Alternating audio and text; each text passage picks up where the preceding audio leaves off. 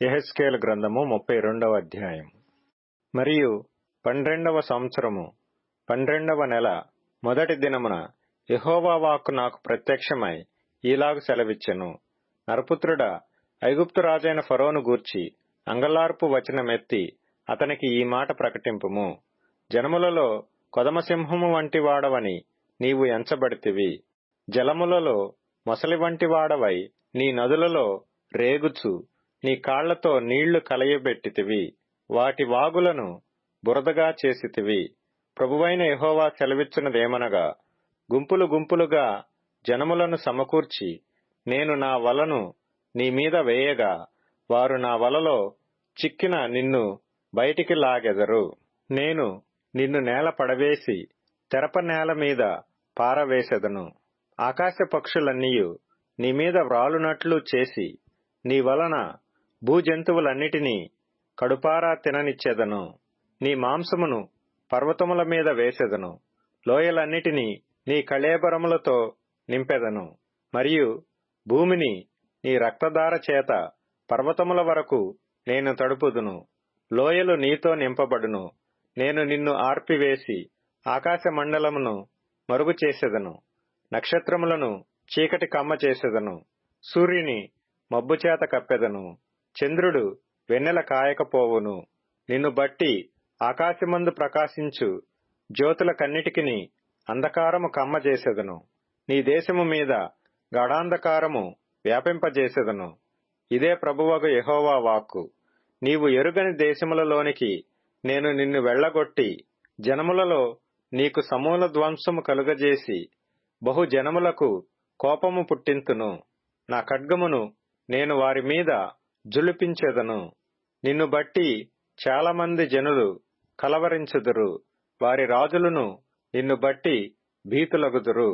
నీవు కూలు దినమున వారందరును ఎడతెగక ప్రాణ భయము చేత వణకుదురు.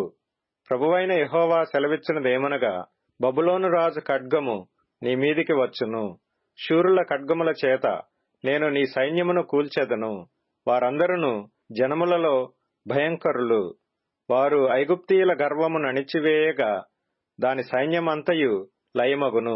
మరియు గొప్ప ప్రవాహముల దరినున్న పశువులనన్నిటినీ నేను లయపరిచెదను.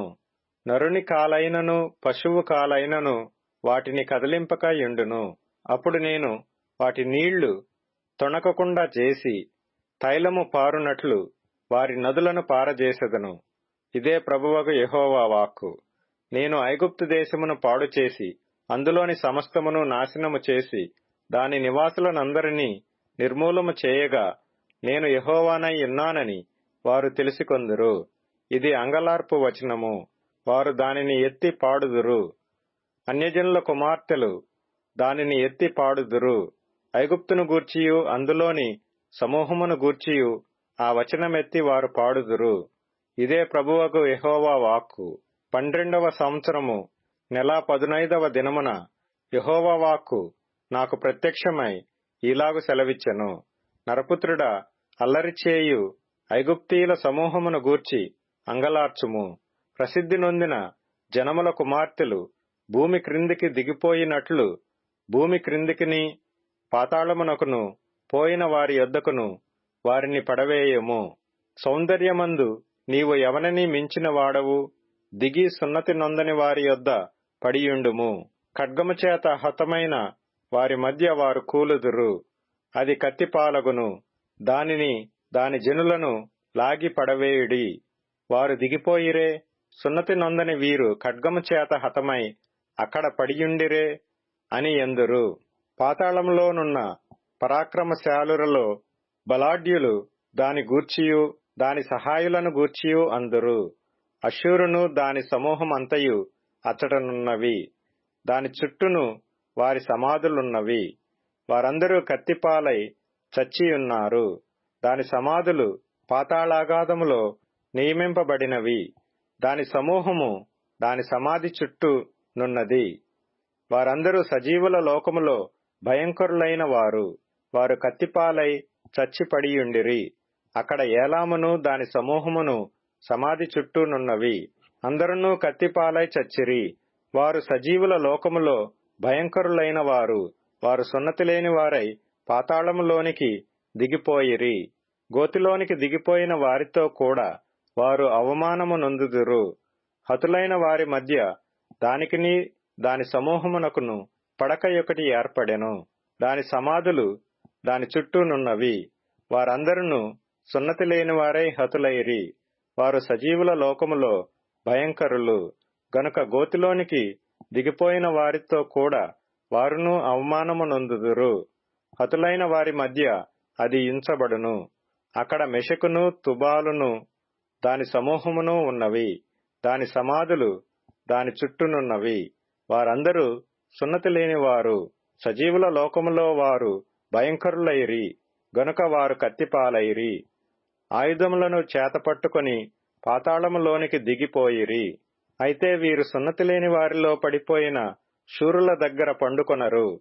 వారు తమ యుద్ధాయుధములను చేతపట్టుకొని పాతాళములోనికి దిగిపోయి తమ ఖడ్గములను తలల క్రింద ఉంచుకొని పండుకొందురు. వీరు సజీవుల లోకములో భయంకరులైరి గనుక వారి దోషము వారి ఎముకలకు తగిలెను. నీవు సున్నతి లేని వారి మధ్య నాశనమై కత్తిపాలైన వారి యొద్ద పండుకొందువు. అక్కడ ఎదోమును దాని రాజులను దాని అధిపతులందరును ఉన్నారు. వారు పరాక్రమవంతులైనను కత్తిపాలైన వారి యొద్ద ఉంచబడిరి. సున్నతి లేని వారి యొద్దను పాతాళములోనికి దిగిపోయిన వారి యొద్దను వారును పండుకొనిరి. అక్కడ ఉత్తర దేశపు అధిపతులందరును సీదోనీయులందరును హతమైన వారితో దిగిపోయి ఉన్నారు. భయము పుట్టించినను అవమానము నొందియున్నారు.